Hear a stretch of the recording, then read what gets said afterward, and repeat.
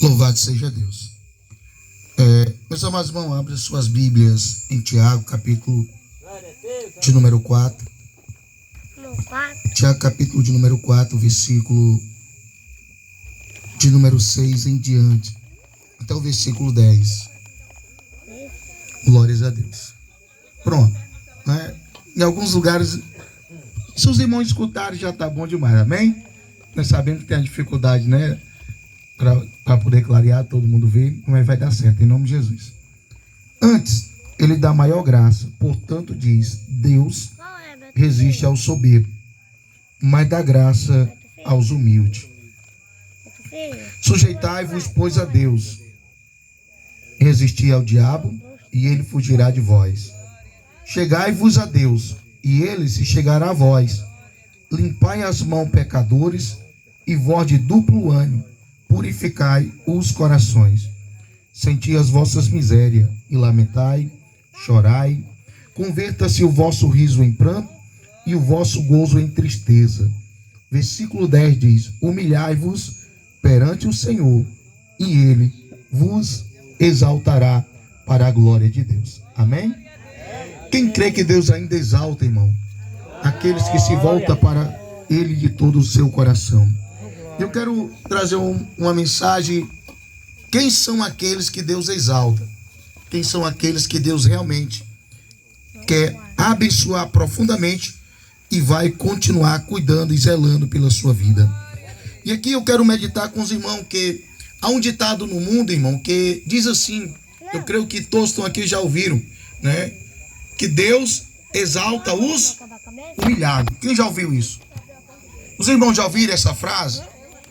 E hoje nós vamos meditar sobre isso, porque é um provérbio, é um ditado popular, é um adágio que muitos, meus amados irmãos, pegam esse adágio, essa frase, e aplicam na sua vida pensando que Deus vai o exaltar, que Deus vai mudar o seu cativeiro, que Deus vai fazer grandes coisas na vida dele, porque ele foi humilhado ou pisado por alguém.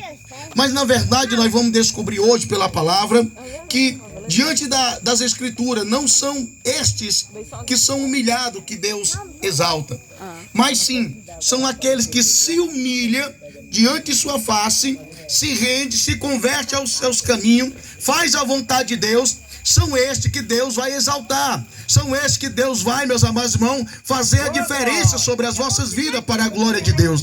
E nós vamos meditar isso na palavra hoje, e nós podemos ver quando nós lemos lá em Lucas capítulo 14, no versículo 11, vai dizer assim, portanto, aquele que se exalta a si mesmo, ele será, meus amados irmãos, abatido.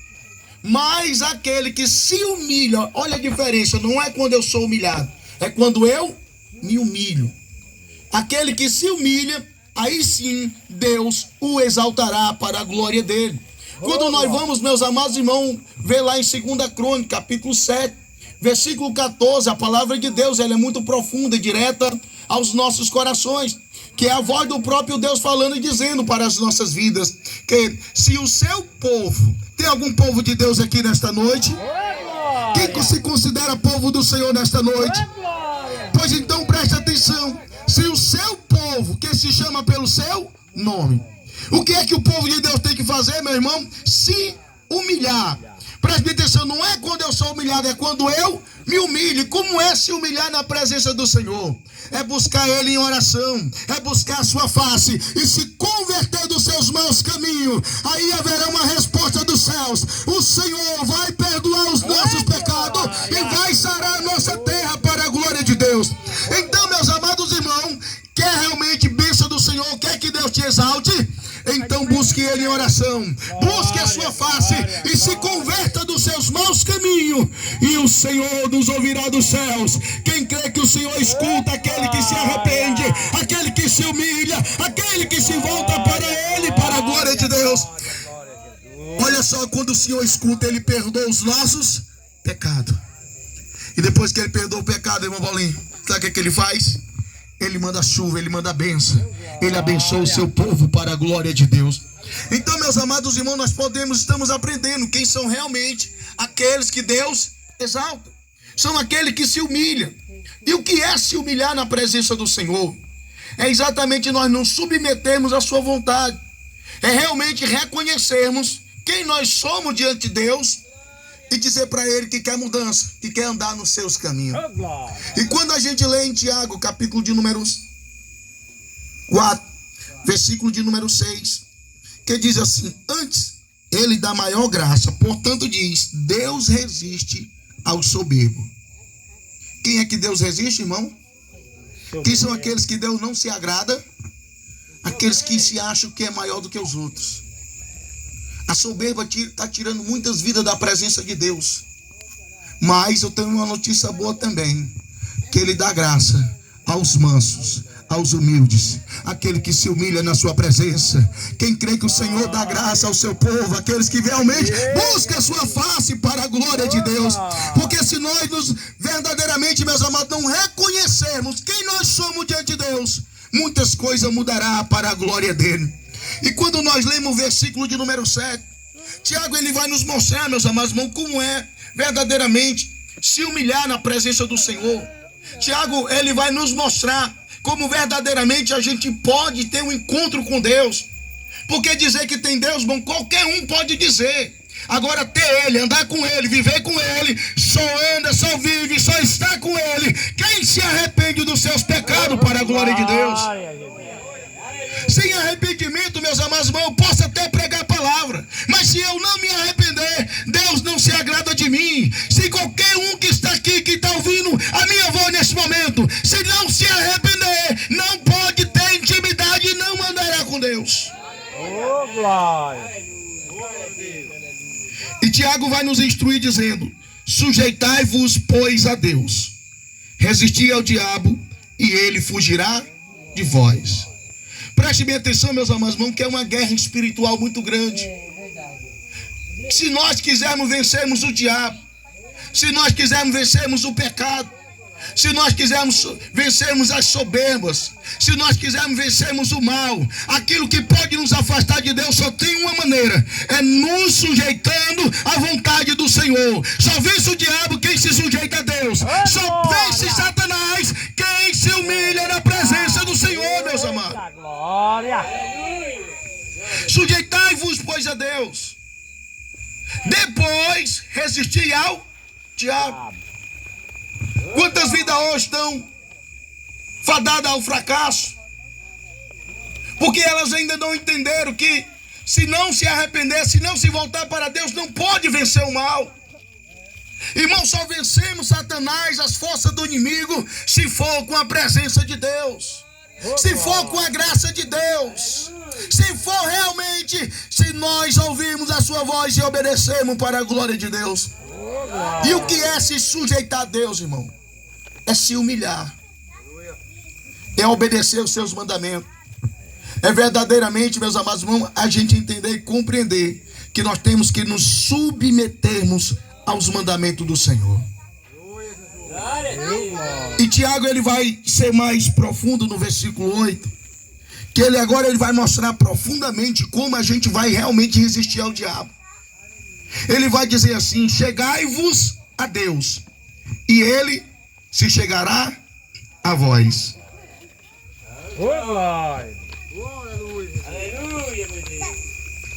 Chegai-vos a Deus e ele se chegará a vós.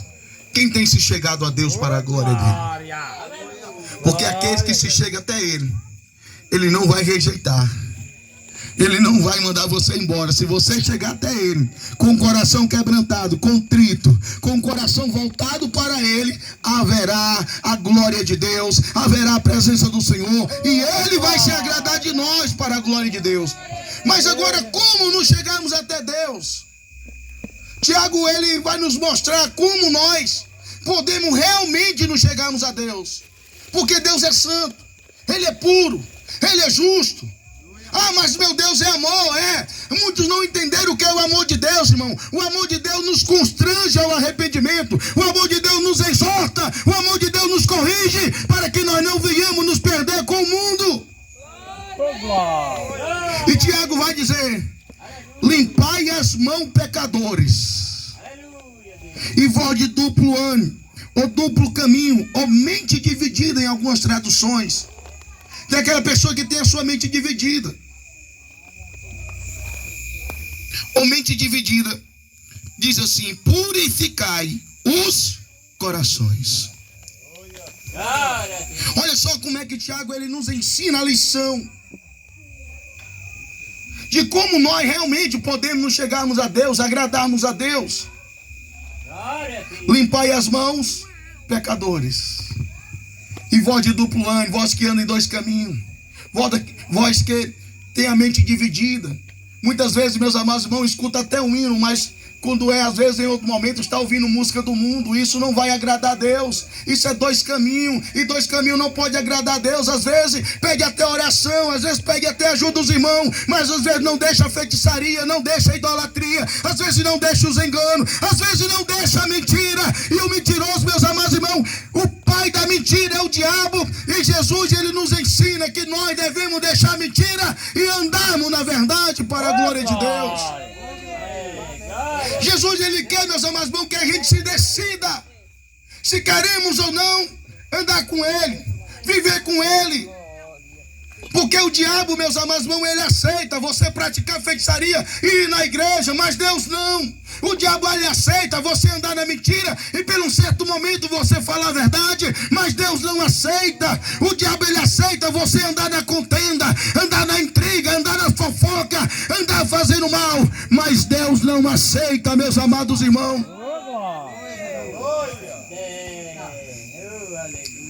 E nesta noite o Senhor manda dizer para todos: limpai as mãos, pecadores, e vós de duplo ânimo, purificai os corações, purificai as vossas mentes. Olhe para o Senhor enquanto se pode achar, invocai enquanto está perto, porque está chegando o dia que a porta da graça vai se fechar, e quando ela se fechar não haverá mais oportunidade. Me lembro de um homem chamado o rei Davi. E olha que a Bíblia diz que ele é um homem segundo o coração de Deus.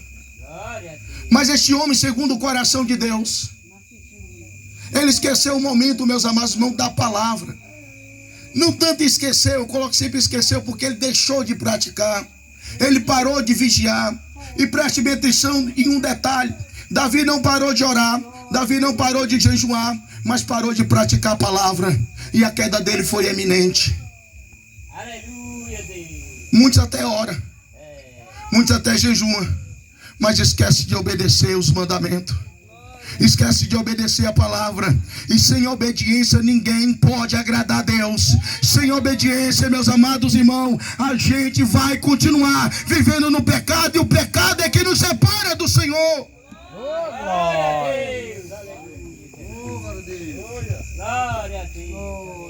E este homem, ele orava e ele jejuava.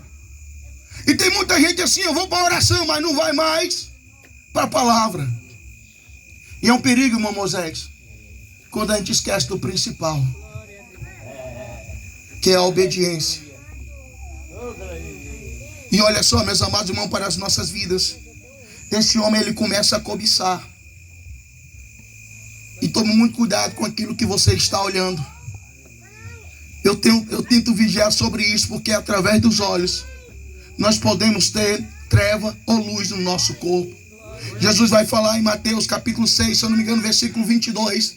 Ele vai dizer: aqueles que têm os seus olhos limpos, todo o seu corpo será limpo. Mas aquele que tem treva nos seus olhos, todo o seu corpo será tenebroso. Então olha só, meus amados irmãos, Davi, ele viu uma mulher que era linda, e a mulher também errou, porque estava fazendo também, se banhando aonde não poderia se banhar. Davi também não é o pecado, ele tem culpa, mas a mulher também tem. Então Davi ele começa a cobiçar. Depois que Davi começa a cobiçar, lugar de ele ir para a palavra e orar mais, buscar mais ao Senhor, não. Ele continuou no processo do pecado. E lembre-se disso: um pecado sempre chama outro. Um pecado sempre vai, meus amados irmãos, trazer outro pecado para que a gente se afunde cada vez mais nele. E quanto mais longe de Deus, mais pecado praticamos. Quanto mais longe do Senhor, mais uma vida ímpia vivemos. Quanto mais longe do Senhor, mais a gente se afunda no pecado, que é a miséria da humanidade. E olha só para as nossas vidas. Ele começou a cobiçar. E ele não parou por aí. Mandou saber que era mulher. Traz a mulher, agora vai adulterar. Depois de ele adulterar, ele não se contenta. Agora ele vai tentar encobrir o seu pecado. Porque muitas vezes é assim. Quando a gente está pecando, quando a gente está fazendo o que é errado, muitas vezes a gente não quer reconhecer, porque o coração está endurecido. O Satanás tem cegado o entendimento e a gente não consegue mais ver o tamanho do nosso pecado, que desagrada a Deus.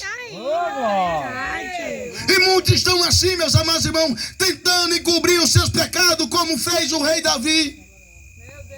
Não reconhece, não assume que pecou e que necessita de arrependimento para voltar para a presença de Deus. Depois que ele cobiça, adultera, vai começar a fazer projetos malignos, começar a projetar na mente.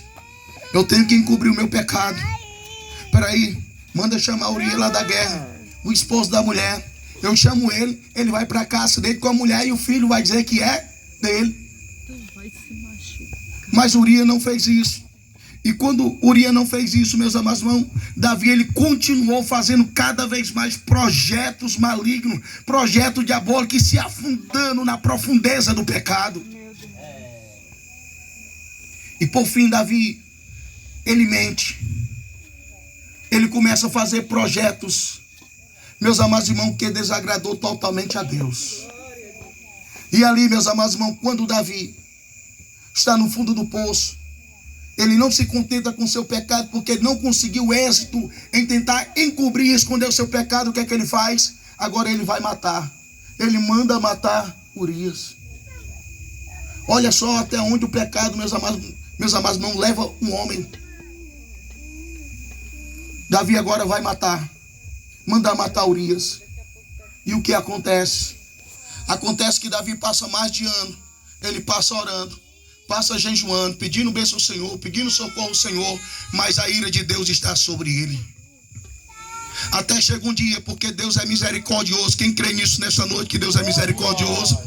Quem crê que Ele é longânimo? Quem crê que Ele perdoa quem se arrepende para a glória de Deus? Então, para as nossas vidas, por misericórdia, Deus levanta o profeta Natan. Deus levanta o profeta Natan.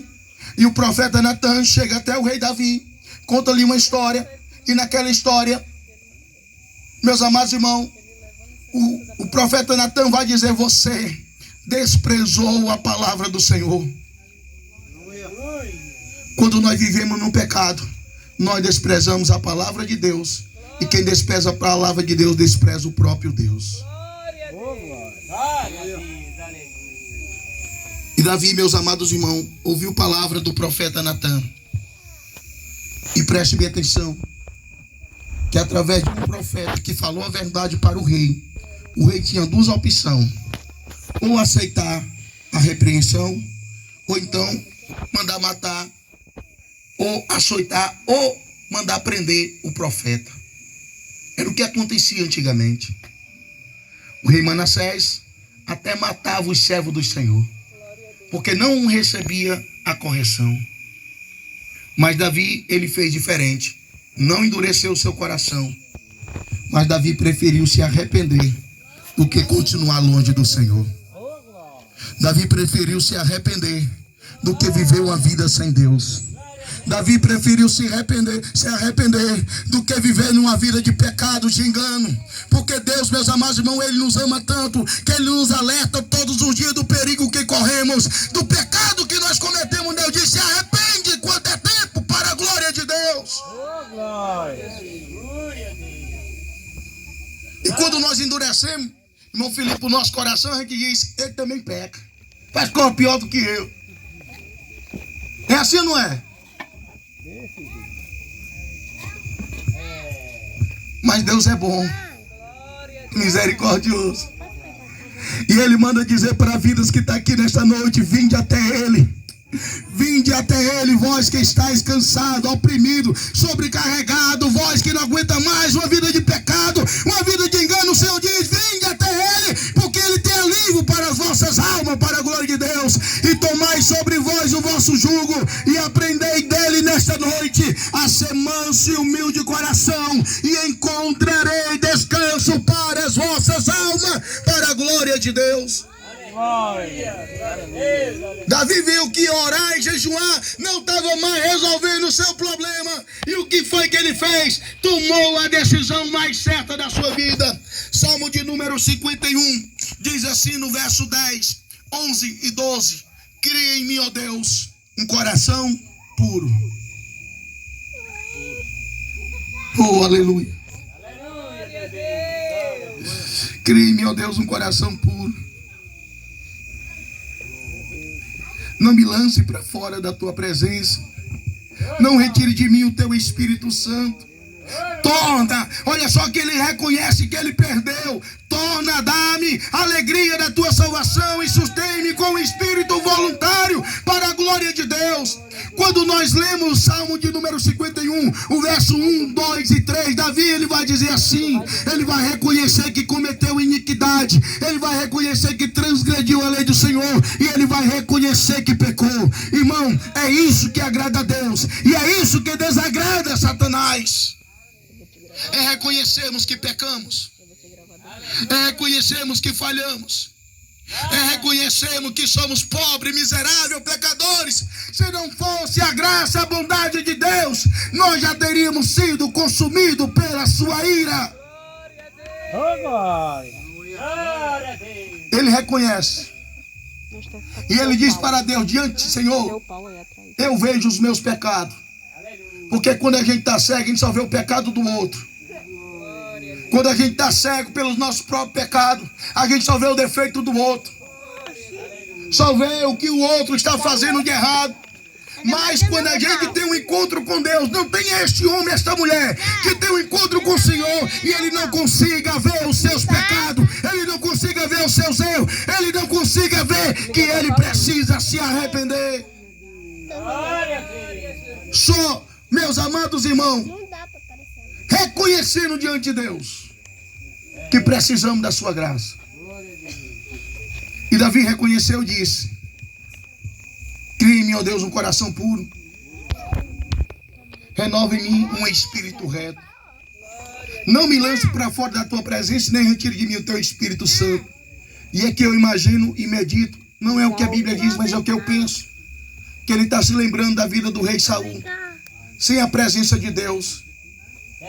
Porque o rei Saul vivia atormentado, vivia com inveja, vivia perseguindo, queria matar. O rei Saul, ele queria fazer tudo aquilo que lhe agradava, de acordo com o pecado, porque ele não tinha mais intimidade com Deus. E o Espírito Santo do Senhor se afastou do rei Saul, e agora o que atormentava era um espírito maligno. Quando nós não temos a presença do Espírito Santo, estamos à mercê dos espíritos malignos que nos afronta, que tenta nos destruir todos os dias.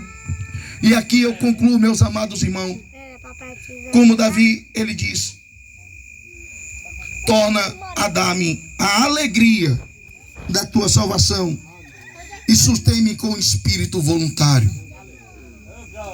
E esse espírito voluntário, meus amados, não é aquela coisa obrigatória para servir a Deus, porque tem gente que só serve a Deus se for obrigatório.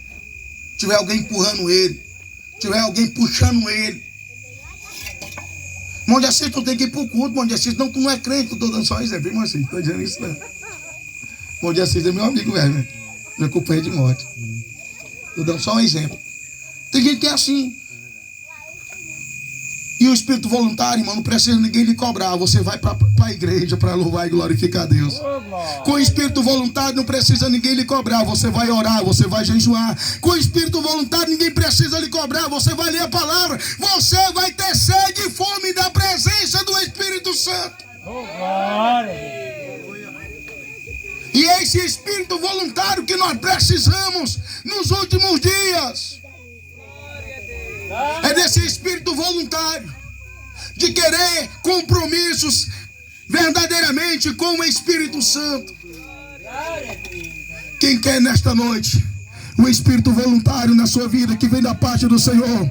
Quem deseja nesta noite, meus amados irmãos, não é por força nem por violência, mas é pelo Espírito de Deus, para a glória dele. Concluindo, versículo 9 de Tiago capítulo 4 e o versículo 10.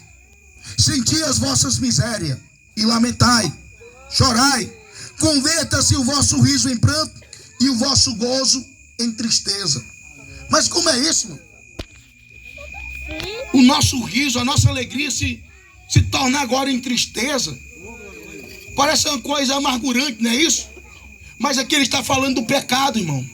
Porque tem muita gente pecando e o pecado traz alegria. Não, o mundo tem nada para oferecer. Isso é mentira, irmão. O mundo tem muita coisa para oferecer para quem quer estar lá. Agora, quem quer estar lá não pode ter a presença de Deus. Não pode ir morar no céu se morrer no seu pecado. O mundo tem muita coisa a oferecer. Tem gente que se alegra quando mente. Tem gente que se alegra quando faz algo de errado. E é por isso que a palavra diz: senti as vossas misérias, porque o pecado é uma miséria. O pecado é a destruição da humanidade, como eu já disse antes. E agora esse pecado que trazia alegria, esse pecado que fazia com que você continuasse vivendo nele, converta-se o vosso riso em pranto e o vosso gozo em tristeza. Porque quando a gente tem um encontro com Deus, irmão, o Espírito Santo vai na nossa mente e diz: você pecou. Você lembra daquele pecado? Ninguém viu, mas eu vi. Você lembra do que você fez? E a gente vai se lembrando, a gente: Senhor, misericórdia, me perdoa. Senhor, eu fiz isso, mas eu estava dominado pelo mal. Mas agora eu não quero mais isso. Eu quero uma nova vida. Eu quero uma nova mudança, uma nova transformação, para a glória de Deus. Sabe o que vai acontecer, irmão? Humilhai-vos perante o Senhor, e Ele vos exaltará. Se coloque de pé nesta noite.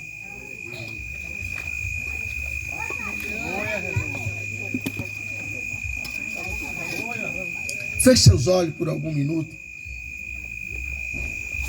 Você que está aqui hoje, eu só preguei o que o Senhor colocou no meu coração, irmão. Só preguei o que Deus colocou no meu coração. E Ele sabe quem precisava ouvir esta palavra nesta noite. Feche seus olhos.